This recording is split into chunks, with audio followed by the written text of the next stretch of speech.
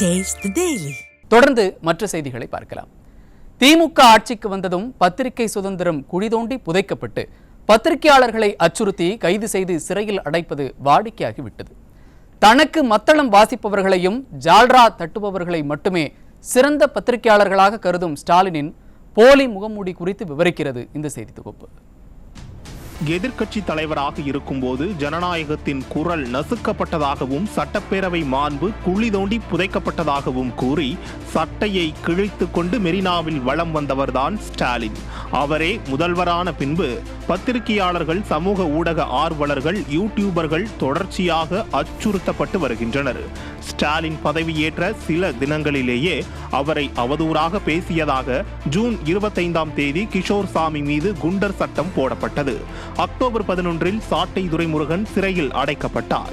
அடுத்த 3 மாதத்தில் அவர் மீது குண்டர் சட்டம் பாய்ந்தது. கிஷோர் சாமி மீது ஓராண்டு இடைவெளியில் மீண்டும் குண்டர் சட்டம் பாய்ந்தது. 2022 ஆண்டு நவம்பரில் கிஷோர் சாமி மீண்டும் கைது செய்யப்பட்டார். 2023 ஆண்டு மார்ச் 23 யூடியூபர் சவுக்கு சங்கரின் உதவியாளர் பிரதீப் பெண்களை விமர்சனம் செய்ததாக கைது செய்யப்பட்டார். ஜூன் 17 பாஜக மாநில செயலாளர் ஜே சூர்யா திமுகவை விமர்சித்த சமூக ஊடக பதிவிற்காக கைது செய்யப்பட்டார்.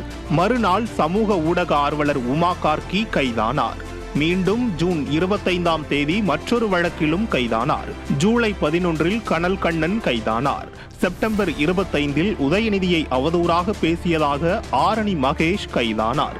அக்டோபர் 13 பிரச்சார செயலாளர் முத்துராமலிங்கம் கைதானார். நவம்பர் 4 6 விவசாயிகள் மீது குண்டர் சட்டம் பாய்ந்தது.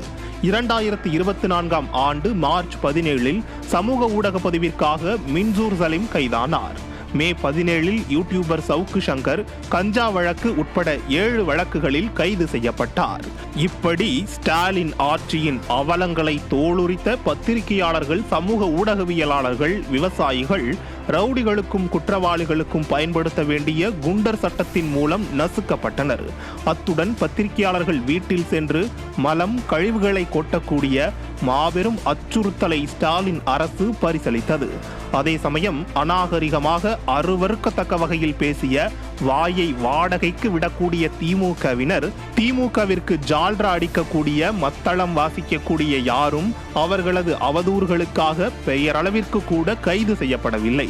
இந்த நிலையில் ஒரு புகைப்படத்தை வெளியிட்டு பத்திரிகையாளர்களுக்கு பாதுகாப்பாக இருப்பது போல பம்மாத்து போட்டோ ஷூட் நாடகம் மூலம் ஸ்டாலினின் போலி முகமூடி கிழிவட்டுள்ளது.